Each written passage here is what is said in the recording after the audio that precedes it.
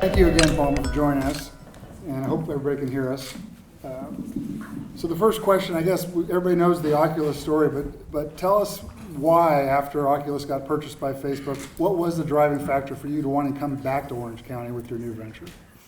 I never wanted to live in Silicon Valley. I was forced to move there because my company was purchased, and they had given me billions of dollars, and so I couldn't well deny them that request. So I always wanted. Wow, this sound system's great. It doesn't echo at all up here. This is stunning. Anyway. I grew up in Long Beach, California, and I spent a lot of time in Orange County while I was growing up. My grandfather lived on Lido. I now live on Lido. And when I sold my company to Facebook, I moved up there for about 4 years. And then Facebook, so I started Oculus when it was just me in my garage. Sold it to Facebook when we were about 75 people, grew it up to about 1,400 people, and then Facebook fired me. And I wanted to come back down here because when I started Oculus down here, I had gotten very good at getting people to move to Orange County to come work for me. So I knew how to do that, and I knew that I could do it again. There's also a lot more sane people in Orange County. Everyone in Silicon Valley is insane. And I say that, by the way, this is true even of myself. I'm not saying that I am uniquely sane, but when you concentrate too many people like me all in one place, very bad network effects take place.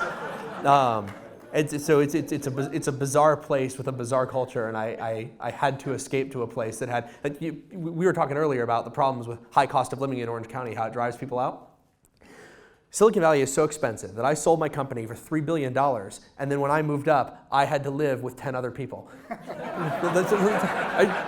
We were looking at the housing market up there. It was so expensive that all of us, every single one, but I give every person in my company significant equity. Every person at Oculus became a multimillionaire. Even the secretary became a multimillionaire. So we have all these people.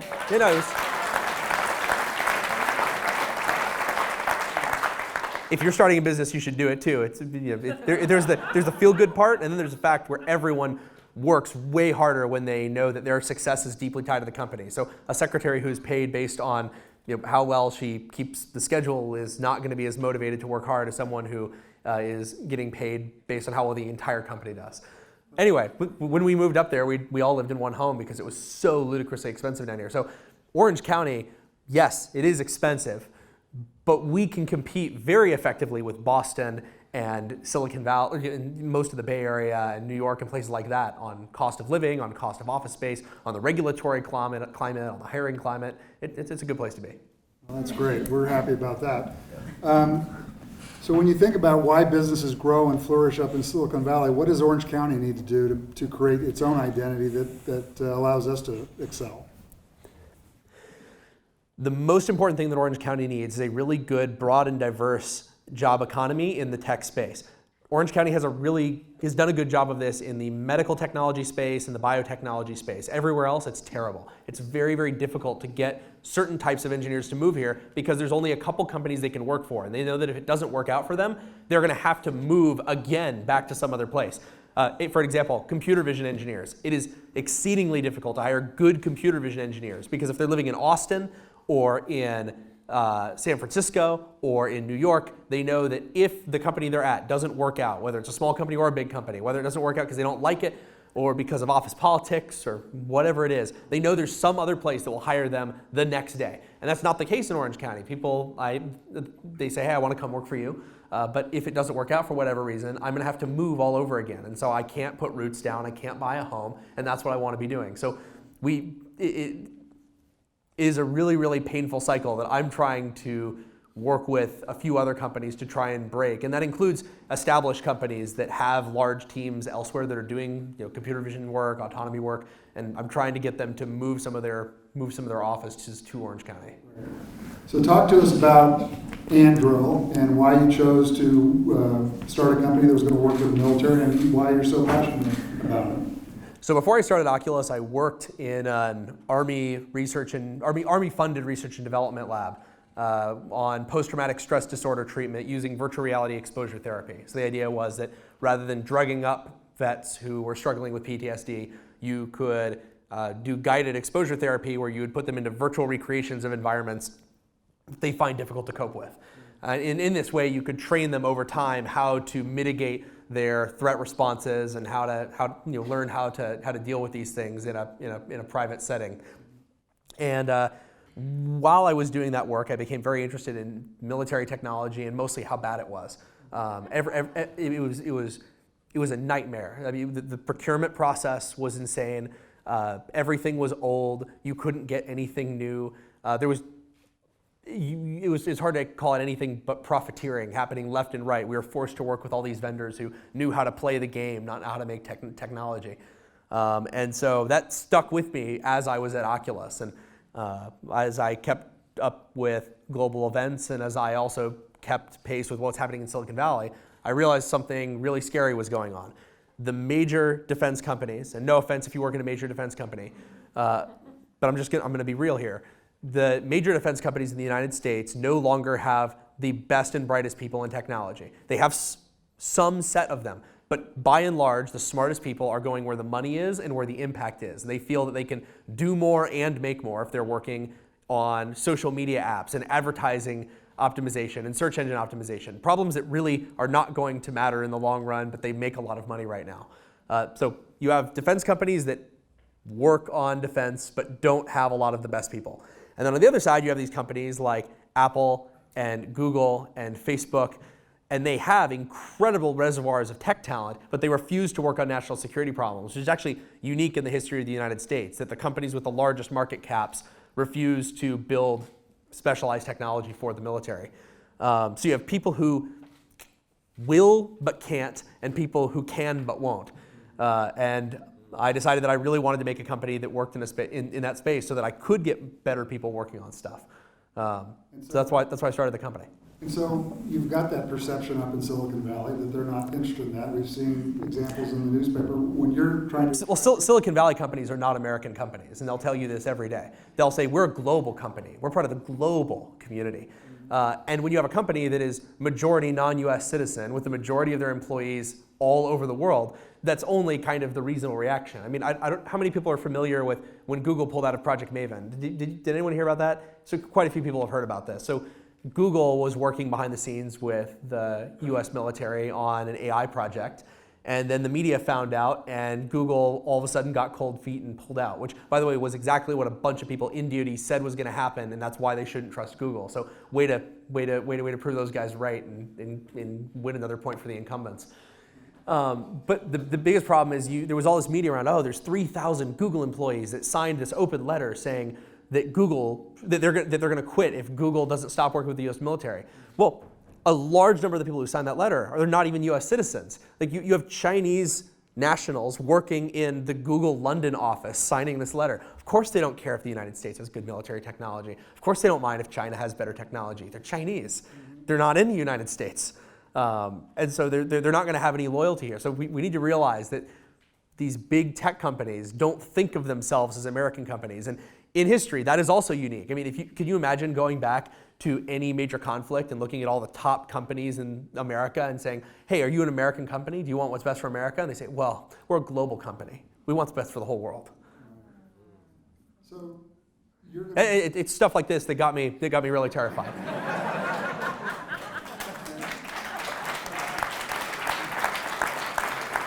Can I ramble on just for one more second? The other reason, so like just to lay it out for what people who don't know. My company is named Andoril. We're named after Aragorn's sword from Lord of the Rings. It stands in Elven. It translates to the flame of the West. So that's what we're doing. We're defending Western ideals and values like democracy, freedom of speech, universal human rights. And we're building autonomous sensors and drones and weapons for DoD and DHS. Where was I going with this? Well, one comment you and I talked about was just the difference in terms of competing with China. You're building products that are going to be competing with Chinese products, and how do you feel like they are to compete with? It's really difficult. In China, there is no stigma in their tech industry to working with the national security community. So in China, it's still very patriotic to work with the military. You have lots of their best people going and working with their military.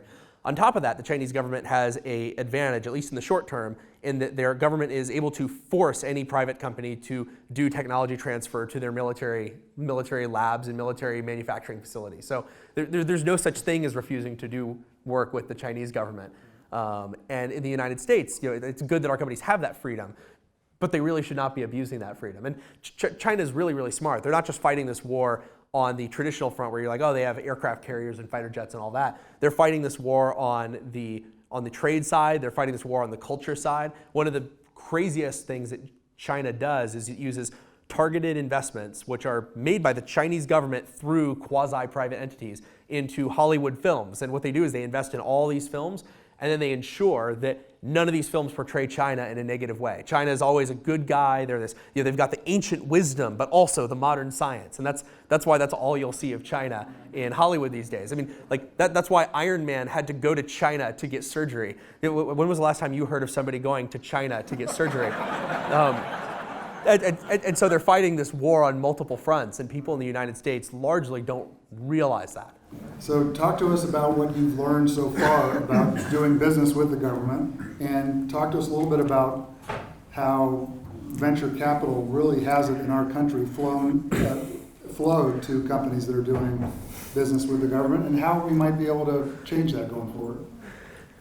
So, venture capital has not flowed to defense companies for a pretty fundamental reason. There are, there are only 2 unicorns in the entire defense space in the last 30 years, since the end of the Cold War. A unicorn in the finance space or the business space is a company that achieves a valuation of over $1 billion.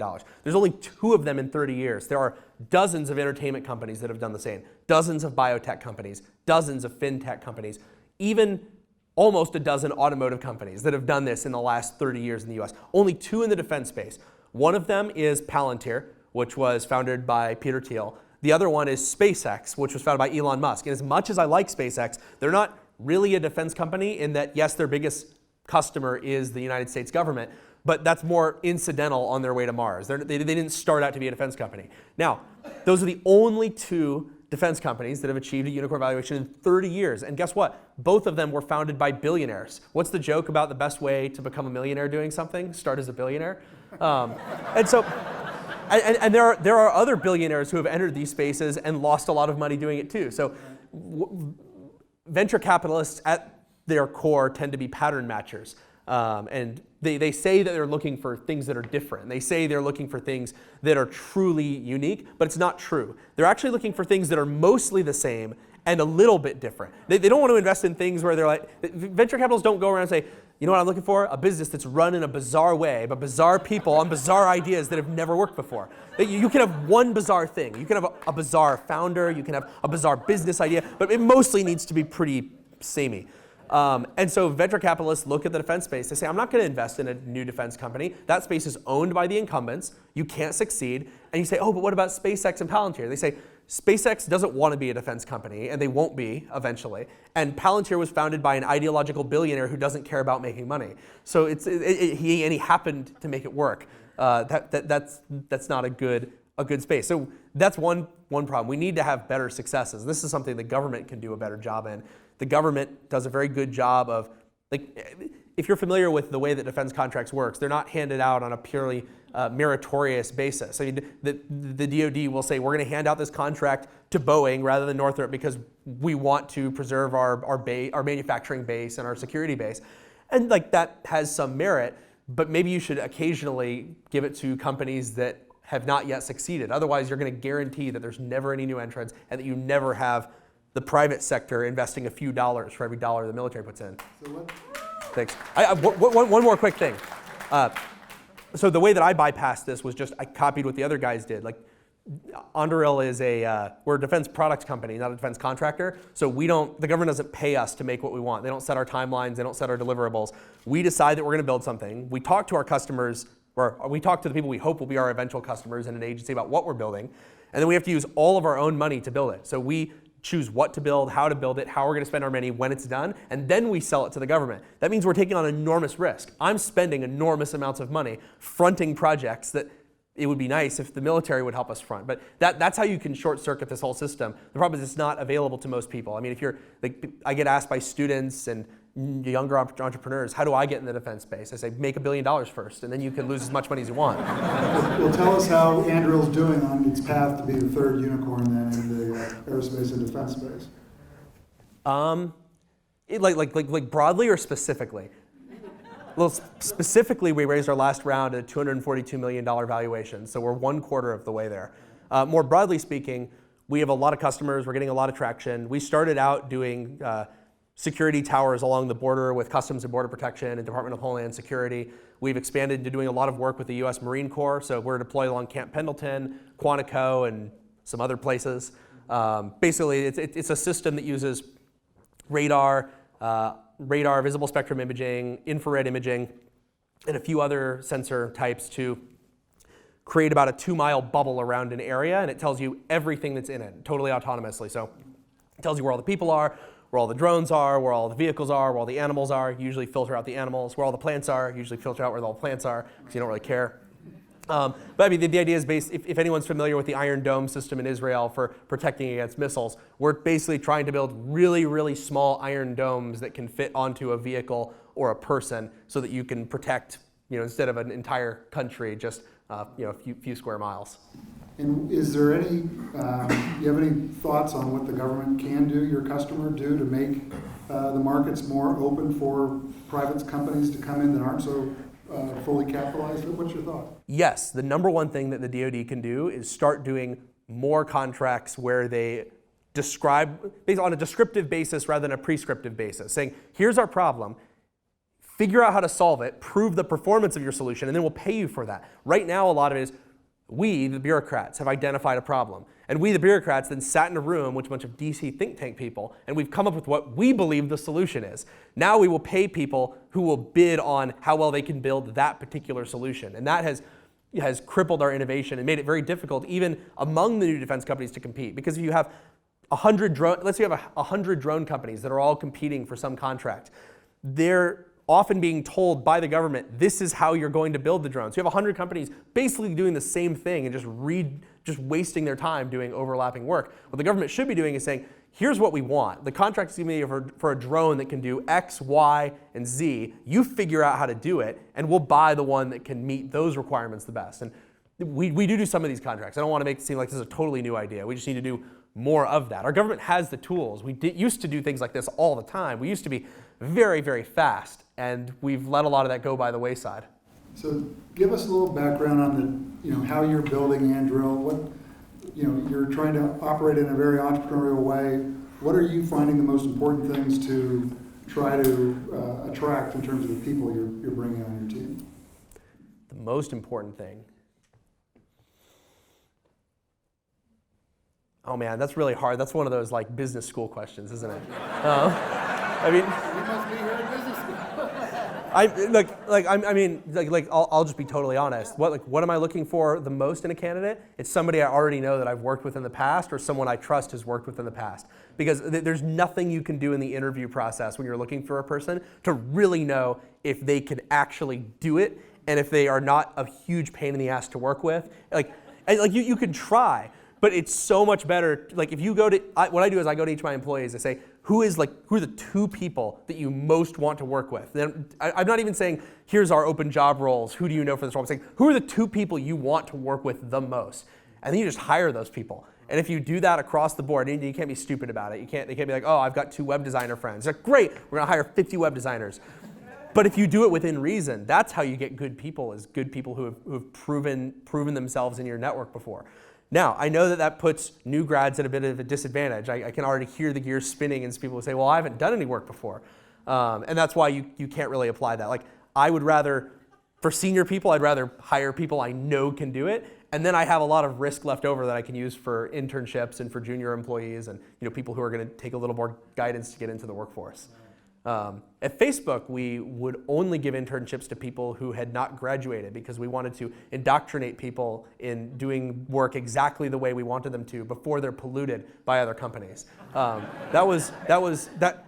is not the way that I like to run things. All right, so we're going to open it up for questions. I'm going to ask one quick question, and then if you have a question, please raise your hand. There's some microphones around. But while we're lining up questions, I want to ask one more. Leaving Facebook, was that with a smile or with a frown?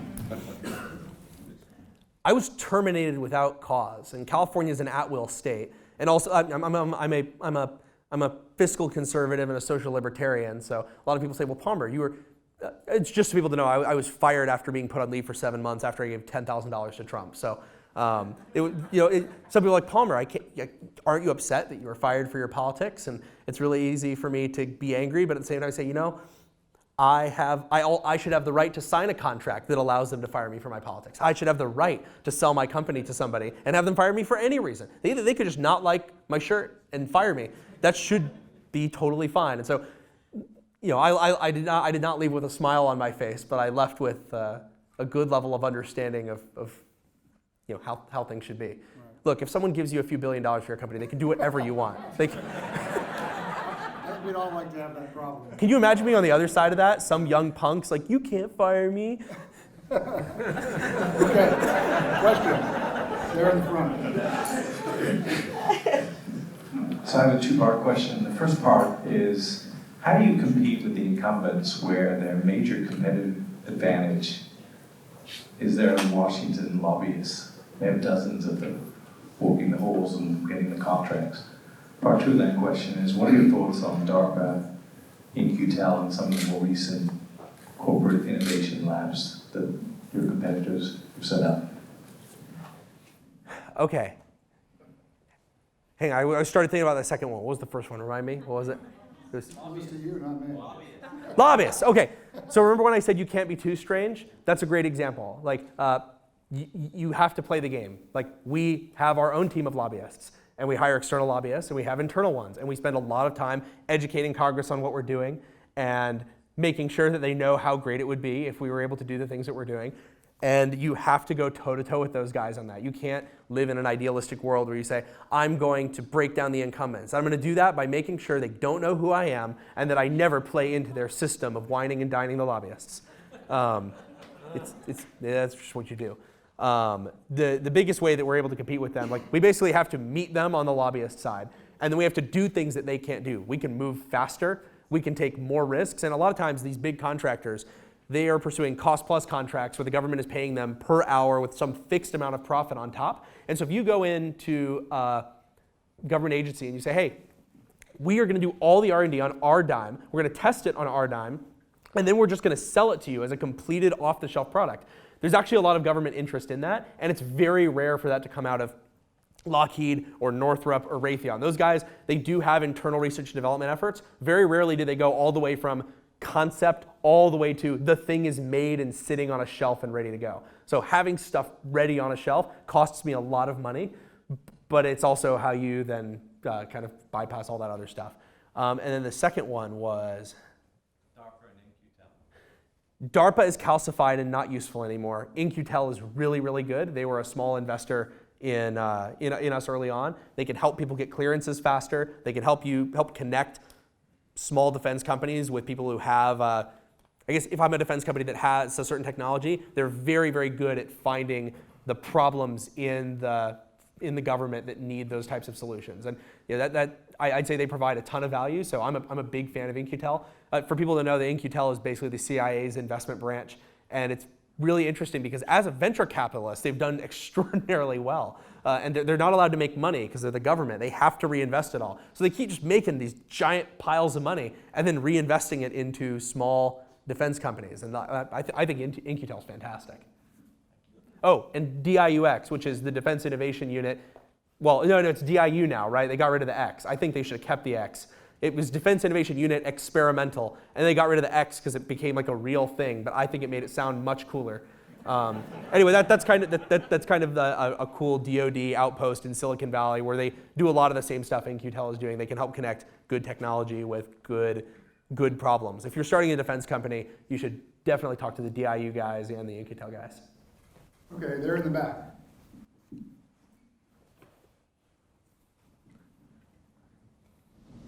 So you had made the joke about becoming a millionaire to make millions, but you started Oculus by yourself at 15, 16, and so it's very, very hard to make investors come to you. I'm 18, and I'm trying to figure out ways to start a company, and so I'm curious to how you were able to create capital for your business. Sure, I can tell you about my story. Unfortunately, it may not apply very well to your story, but I'll tell you what happened.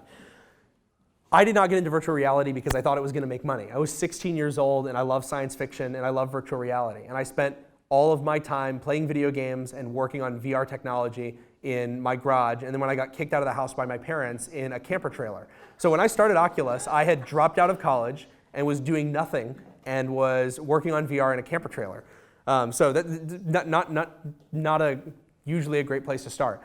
Where I got lucky is that virtual reality for decades had been a failed technology. There were literally no successful VR companies. Every single other one had failed. And then I happened to be working on VR at a time where the processors had just gotten fast enough, the displays had just gotten good enough, the sensors had finally gotten good enough. And when I say just gotten good enough, actually every component in the first Oculus Rift existed almost 4 years prior to me putting it together. So somebody actually could have created Oculus in 2009 rather than 2012 when I started it, using exactly the same parts. And so I was very, very lucky. I happened to be a really obsessed person working on this dumb technology at exactly the right time. And we had a very hard time raising money too. We launched a Kickstarter and we raised a few $1 million there from consumers who were crazy enough to think that I was actually going to be able to pull this thing together. And when we were trying to fundraise from other venture capitalists, the first person to say yes was Peter Thiel at Founders Fund. They were the only people who thought that we were something that could actually succeed and that was actually going to do well. And then they were able to help get other people interested, and we found a small team of venture capitalists who said, okay, we're going to give you money, even though you're kind of a crazy guy. I mean, you're like a teenage college dropout, and you are starting this thing in this space that's never been successful, but we're going to give you millions of dollars and see how it turns out. And they made hundreds of times their investment on that. I guess the reason I say that my story may not be applicable to you is that it's very hard to be working on a technology just as it becomes viable. I mean, there's people in business school who spend, well, business school and beyond, who they spend all their time looking for the next thing. What's the next big thing? What's the thing that's about to take off? And I didn't predict it. I just stumbled into it. If you can find something like that, then you're definitely going to do well. Otherwise, I don't have all the answers. People ask me like, what can I do to mimic your success? And usually I have to be honest with people and say, I got very, very lucky. I worked very hard and I worked very smart and I did a lot of things right, but I was extraordinarily lucky to stumble onto the thing. I never could have predicted it. Never ever could have predicted it. And I'm also lucky enough that my passion was something that could make a lot of money. People say follow your dreams. I'll tell you, I don't believe in that. Because most dreams don't make money. What is your dream?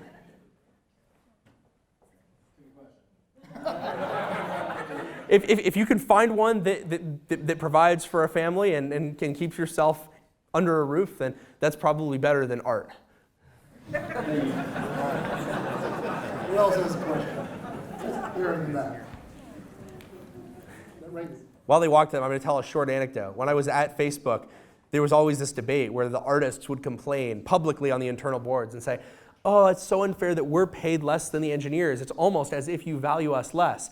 And then the engineers would explain it. They'd say, yes, you are worth less. I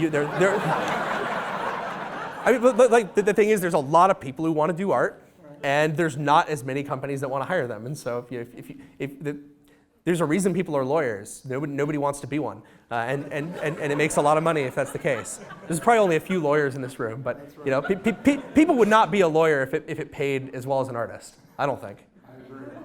In the back. Palmer, once again, I wanted to be sure to thank you for being here and just being real with your comments. It's very enlightening. I wanted to go back to some of your comments related to China. A big part of the Chinese, the trade agreements that we're trying to negotiate is putting in place some controls to eliminate China from stealing a lot of our technology. My question is, what are your thoughts on that? And have you, during your career, been affected by the Chinese trying to steal any of your technology? Oh yeah, the Chinese have stolen a lot of my technology. And in fact, I've even discovered Chinese bugs in hardware samples that I've gotten. This was back in my Oculus days, not now. I don't work with the Chinese anymore. But I mean, it is a huge cultural difference, and it's also endorsed by their government. Like in the United States, if you are stealing a European company's IP, the American government will still help get involved and help solve the problem. In China, if a Chinese company is stealing my IP, nominally there's an agency you call, and it's like a complaint box that drops into a shredder. They don't care. They're never going to help you.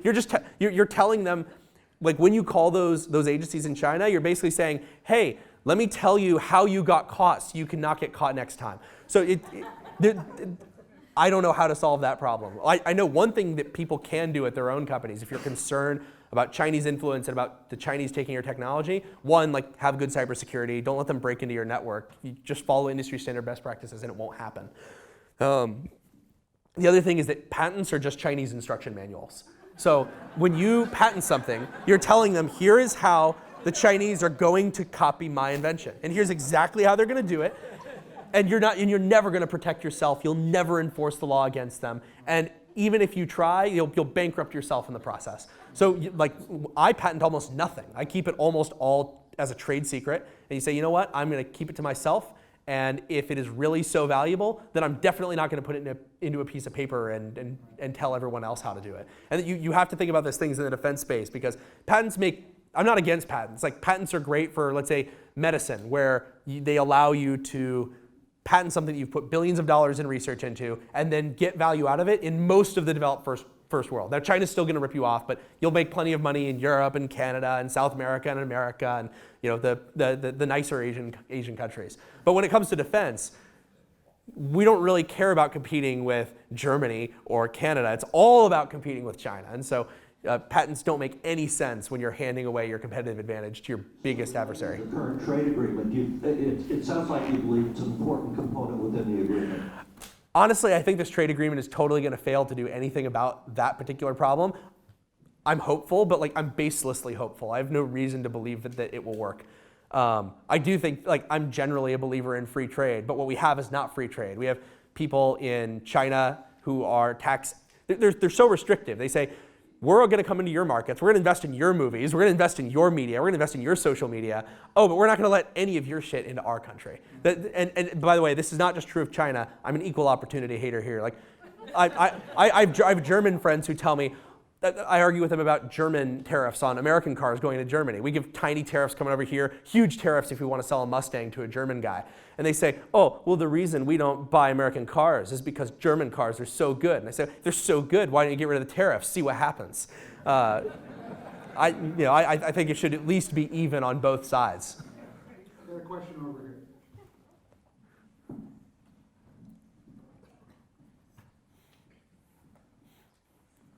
Hi, thanks for being here. Earlier you mentioned that the government needs to fund more programs where entrepreneurs find solutions, right? Yes. And we totally agree with you. We're like a recipient of a small business innovation research grant, and it's SBIRs are great. So it's open topic, so they came to us and said, you find a solution. And we have, and now as we're entering phase 2, they said, we'll match VC money up to $750K. Yep. And just like you said earlier, it's really hard to find VC money for DoD projects. Yep. Being based in Orange County, where do you recommend we start looking? Do we need to go on a road show? Do we need to go to Silicon Valley? Because up until now, we've been bootstrapped. We haven't had to go for help with anybody else. All right, take notes. You need to talk to Founders Fund. You need to talk to General Catalyst. You need to talk to Valor. You need to talk to 8VC.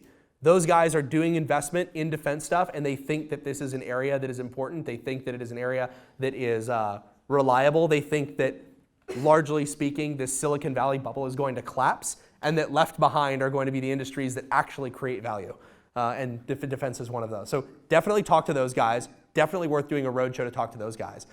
If you want to find capital in Orange County, my experience has been that there are a lot of basically some very small funds run by family offices here that are very interested in this stuff.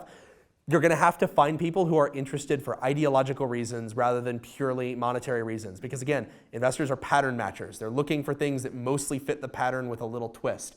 And there's very few defense success stories. If you can find a family office that is okay with investing in something that might succeed, might fail, but might really help the country, that is the ideal type of investor to find. Thank you for that. Yeah, and I'm happy to help people with introductions if they've got good stuff. What was it for again? It was Founders Fund. Founders Fund, 8VC, General Catalyst, and Valor. Okay, we've got- There are others too, and if the fifth one on my list complains to me after this somehow, then I'm going to have to apologize to them. There's probably actually 7 or 8, but those would be my first 4 to go to. Unfortunately, we have to ask our last question. Dan, what do you have? So a lot of heavy questions, but what's your favorite video game of all time and why? My favorite video game of all time is Chrono Trigger, which was a JRPG for the Super Nintendo. It is a phenomenal game. It is a role-playing game about, I won't spoil it, but a team of people who have to travel through time to save the future. And it has 14 different endings and 3 sub-endings on top of that. And so it was the first game that I'm aware of where you could actually have branching narratives. And this was mid-90s, so pretty cutting-edge stuff. I didn't play it until years after it came out, but I love that game. I still love that game. When it comes to things today, I really like the virtual reality game Echo Combat, which is a zero-gravity space shooting simulator. So you're in an arena and you're in zero gravity and you have to shoot people. I'll tell you what, this has been very exciting, but the most exciting thing is that we've got Palmer Luckey back in Orange County. Woo! So, thank you